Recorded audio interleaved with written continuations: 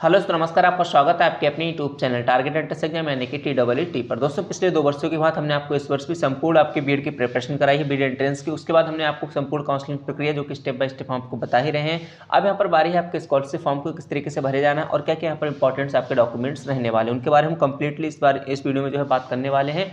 तो उम्मीद है कि आप लोग अपने इस चैनल को आगे बढ़ाएंगे और ज़्यादा लोगों तक शेयर करेंगे ताकि उन लोगों को भी जो है कोई परेशानी ना हो, हमेशा 100% सही सटीक जानकारी मिलती रहे। बाकी बीएड एंट्रेंस 2023 के लिए हमारी क्लासेस जल्दी स्टार्ट हो जाएंगी, तो आप लोग उन तक अपने चैनल को लगातार शेयर करते रहिए। अगर आप नए हैं चैनल पर तो प्लीज़ चैनल को सब्सक्राइब कर लीजिए, क्योंकि यहाँ पर और भी आपके जो कॉम्पिटेटिव एग्जाम्स हैं उनकी तैयारी जो है कराई जा रही है हमारी पूरी टीम के द्वारा। यहाँ पर हम देख लेते हैं यूपी बीएड स्कॉलरशिप 2023। यहाँ पर स्पेशली हम फर्स्ट ईयर के छात्रों के साथ बात करने वाले हैं कि उनके लिए क्या क्या डॉक्यूमेंट्स यहाँ पर जो है जरूरी होंगे।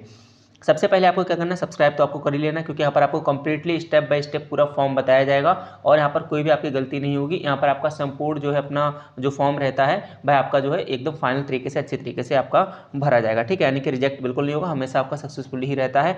अब यहाँ पर हम बात करेंगे स्कॉलरशिप फॉर्म भरना कब है, ठीक है। यूपी बीएड फर्स्ट ईयर वालों को तो अभी आपकी जो है आपकी काउंसलिंग चल रही है और अलॉटमेंट आपको हो चुका है। कई सारे स्टूडेंट्स को कॉलेज अलॉट हो गया और उन्होंने जो है एडमिशन भी ले लिया है। तो जैसे ही आपका एडमिशन हो जाएगा, आपने अपने कॉलेज में अलॉटमेंट रिजल्ट जमा कर दिया है, अलॉटमेंट लेटर जमा कर दिया है, डॉक्यूमेंट्स वेरिफिकेशन करा लिए हैं, उसके बाद से ही आप स्कॉलरशिप फॉर्म भर सकते हैं। और इसकी जो लास्ट डेट है वह भी आपकी 7 नवंबर है। कब है आपकी 7/11, यानी कि 7 नवंबर आपकी जो है इसकी अभी लास्ट डेट है। लेकिन हालांकि लास्ट डेट इसकी और एक्सटेंड होगी, क्योंकि अभी भी जो हमारे छात्र हैं जो डायरेक्ट एडमिशन लेंगे उनके डायरेक्ट एडमिशन जो है नवंबर में होंगे जाके, ठीक है।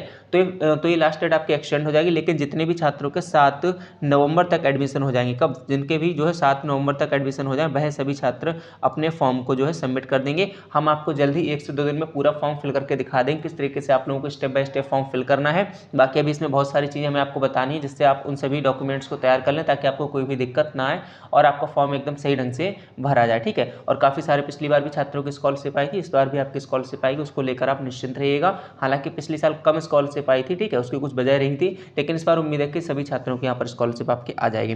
तो 7 नवंबर इसकी जो है लास्ट डेट है, अभी अक्टूबर आपका चल रहा है। तो कहना ये कि जिन छात्रों का एडमिशन सक्सेसफुली हो जाए वो लोग तुरंत अपना जो सबसे पहले आप लोग स्कॉलरशिप का फॉर्म भरिएगा, इसको बिल्कुल भी लेट मत करिएगा। तो 7 नवंबर अभी इसकी जो है लास्ट डेट है। बाकी जिन लोगों का एडमिशन हो गया वो लोग तुरंत इस फॉर्म को भर सकते हैं, लेकिन हम जब बताएंगे भी 1-2 दिन में, उसके बाद ही आप भरिएगा, क्योंकि वरना फिर मिस्टेक हो जाती है, उसमें सुधार का कोई जो है वो नहीं रहता, ठीक है, गुंजाइश।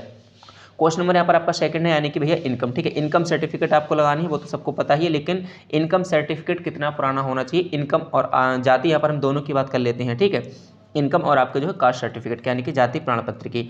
अब देखिए, इसमें जो आपके जनरल कैटेगरी के छात्र होते हैं उनकी जाति नहीं लगती है, ठीक है। जनरल कैटेगरी वालों के लिए जाति जो है नहीं लगती है, इस बात को आप ध्यान रखेंगे। बाकी जो ओबीसी कैटेगरी के, SC ST कैटेगरी के लिए, उनके आपका इनकम और कास्ट सर्टिफिकेट दोनों लगेगा।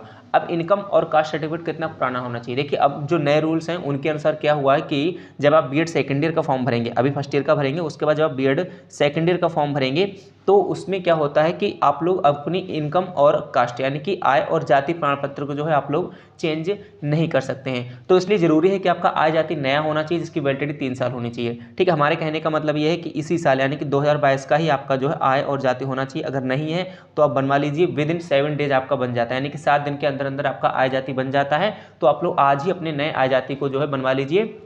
इससे कोई फर्क नहीं पड़ता है कि आपने जो एप्लीकेशन फॉर्म भरा था, यानी कि जब आपने बीएड एंट्रेंस में एडमिशन लिया था तब भले ही आपने पुराने अपने आय जाति लगाए हों और अब आप स्कॉलरशिप में नए लगा सकते हैं, इससे कोई भी दिक्कत नहीं आएगी। ऐसा कई सारे स्टूडेंट्स करते हैं, और इसलिए करते हैं क्योंकि जो है आगे उन्हें कोई दिक्कत ना आए, क्योंकि 2 साल होते हैं, दोनों साल में स्कॉलरशिप चाहिए होती है, ठीक है। तो आप लोग क्या करेंगे, 2000 अगर आपके 2022 के डॉक्यूमेंट्स हैं तब आपको कोई दिक्कत नहीं है। अगर आपके डॉक्यूमेंट्स पुराने हैं तो आप लोग उनको इनकम और जाति जो आपकी आय जाती है उनको आप नए बनवा लीजिए, ताकि आपको अगले साल कोई भी दिक्कत ना हो। समझ रहे हैं आप लोग, क्योंकि आप लोग अगले साल चेंज नहीं कर सकते हैं। उम्मीद है कि आप लोग यहाँ पर जानकारी को समझ पा रहे होंगे।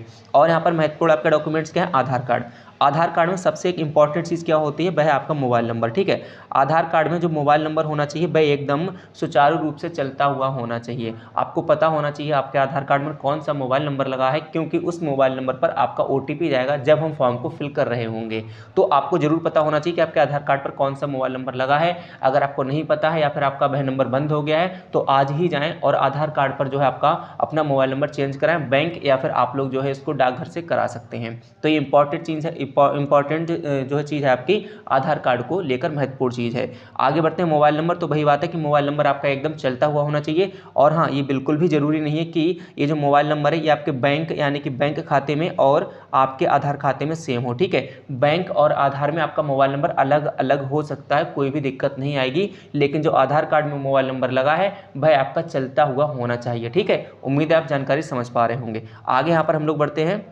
बाकी जब हम पूरा फॉर्म फिल करके दिखाएंगे तब भी आप लोग पूरा स्टेप बाय स्टेप फॉर्म को देखें, उसके बाद ही अपने फॉर्म को फिल करें या करवाएं, ठीक है। हम आपको सजेशन देते हैं कि आप लोग घर बैठे खुद अपने मोबाइल या लैपटॉप से फॉर्म भरें, क्योंकि पिछले 2 वर्षों में हम आपका पूरा मोबाइल से फॉर्म भर के दिखा रहे हैं और कोई भी दिक्कत नहीं आ रही है। सभी स्टूडेंट्स को जो है फॉर्म जो है पास हो रहे हैं। यहाँ पर बात करेंगे हाई स्कूल मार्कशीट, तो बिल्कुल आपकी जो डिटेल्स फिल होंगी, आपका नेम और आपके फादर्स मदर्स का नेम, ठीक है, यानी आपके पेरेंट्स का जो भी गार्जियन का नेम होगा और आपकी डेट ऑफ बर्थ, ये बिल्कुल हाई स्कूल की मार्कशीट के आधार पर ही होना चाहिए। तो जो नेम आपका हाई स्कूल की मार्कशीट में है बिल्कुल सेम हम वही नाम भरेंगे अपना स्कॉलरशिप के फॉर्म में। बिल्कुल ध्यान से आप लोग सुनते रहिएगा, ठीक है।